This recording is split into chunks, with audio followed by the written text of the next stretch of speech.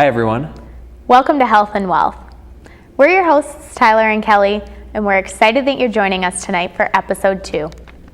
We started Health and Wealth to showcase individuals in the Twin Cities who are growth-minded on topics such as Health, like physical, mental, and spiritual health.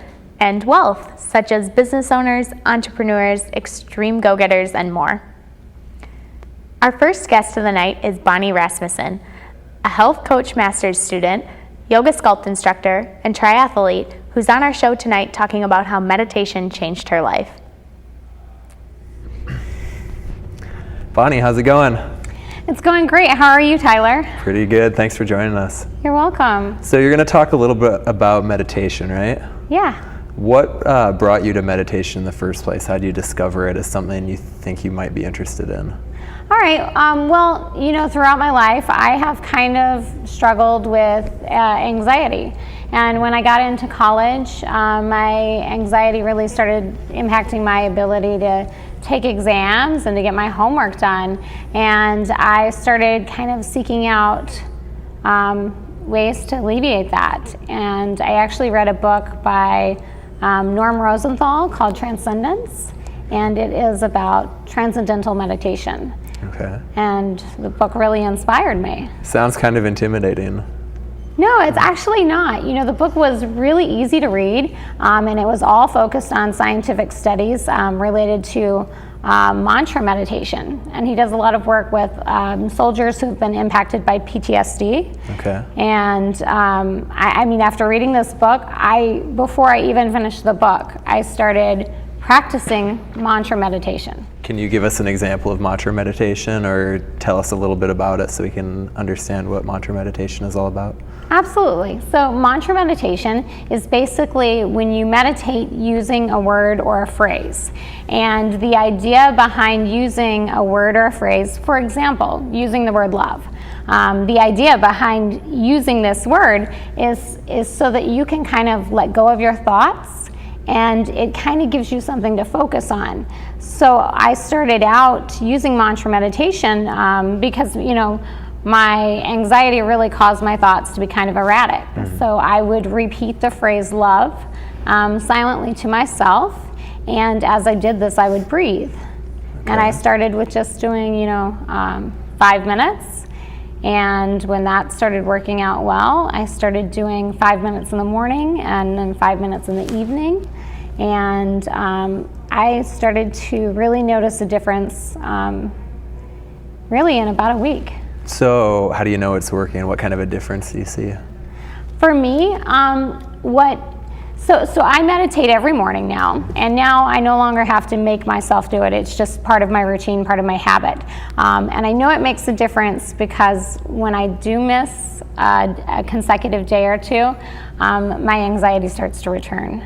And what meditation does is it kind of gives me a little bit of space in my life so that when something happens, I have that moment to pause and think about my response.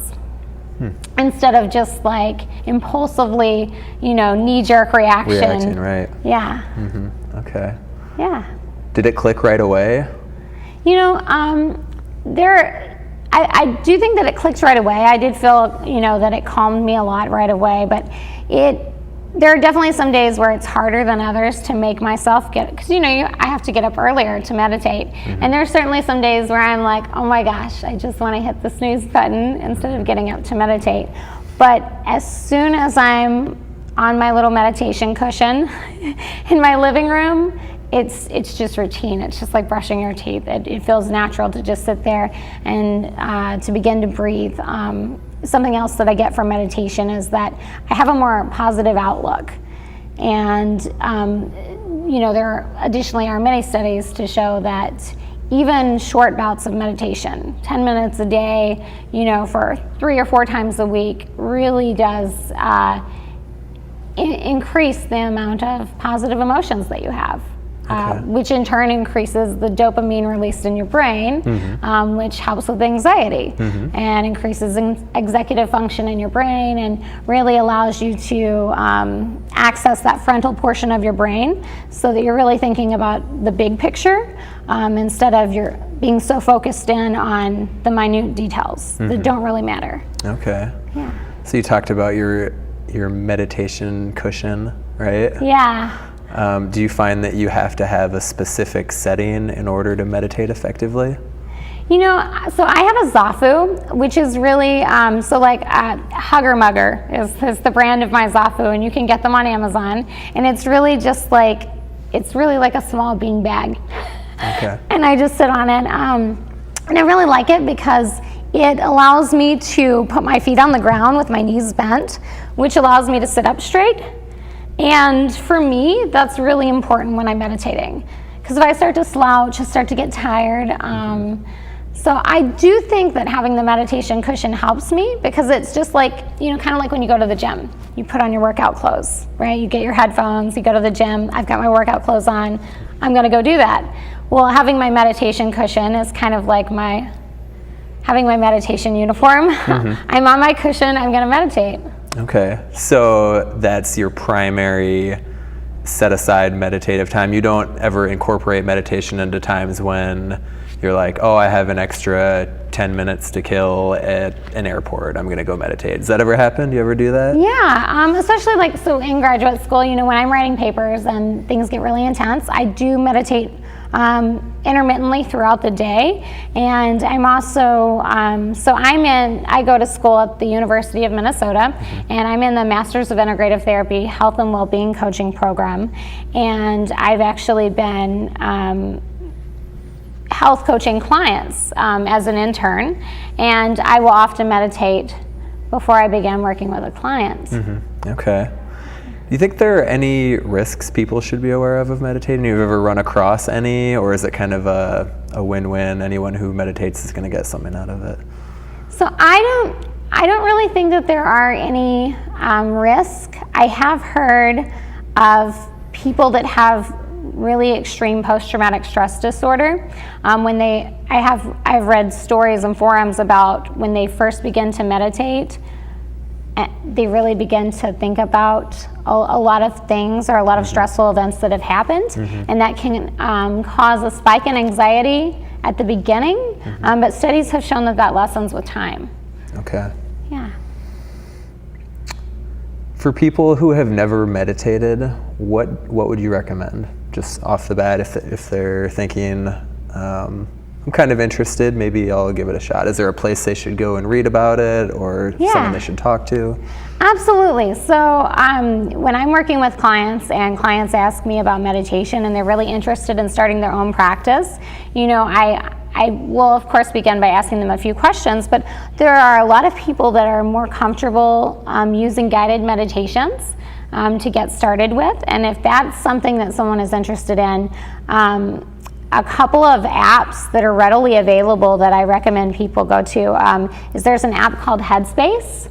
Okay. And Headspace is really amazing. So it was created by Andy Puddicombe, and he actually, he's a meditation expert, and he actually studied meditation and became a Buddhist monk in India.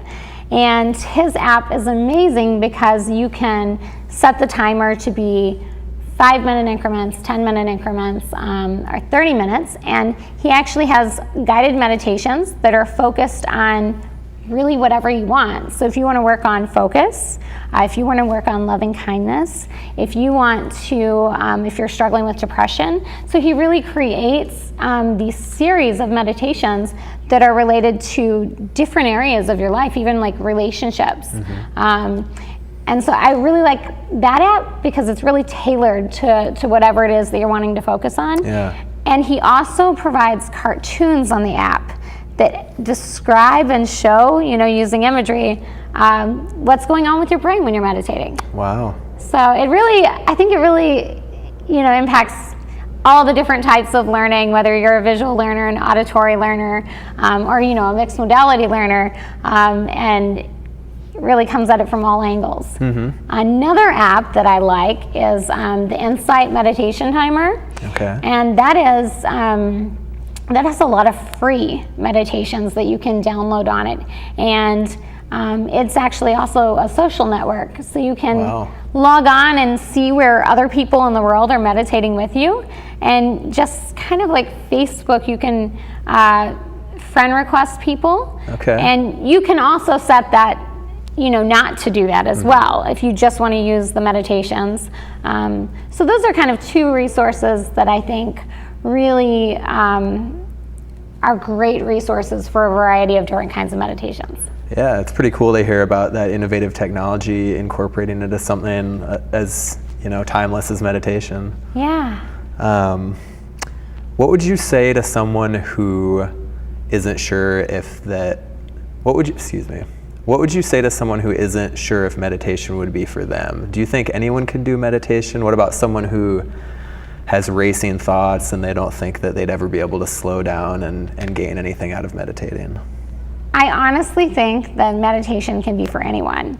I have ADHD. I have anxiety. So I am that person that is always running around with 50 different balls in the air, from workout to workout, doing 50 different things. And I found a way to incorporate it in my life.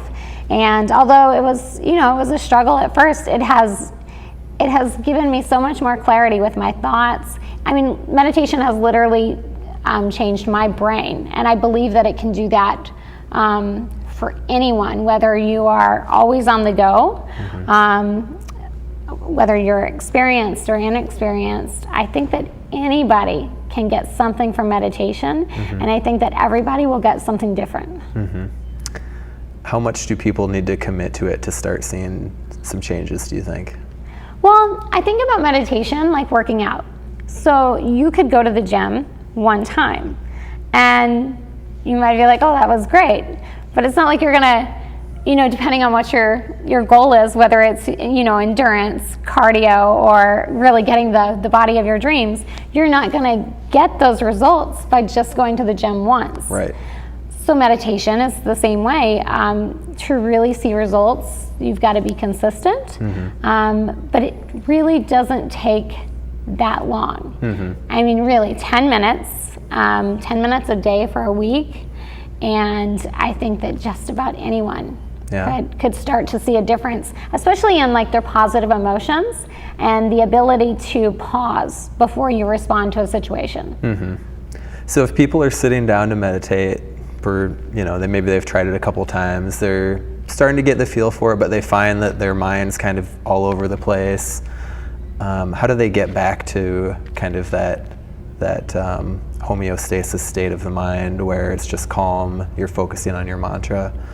I still think of myself as having a monkey mind. And every day it's different. We all struggle with that, right? Like some days it's easy and some days it's not. But I think the thing is that there's no wrong way to meditate.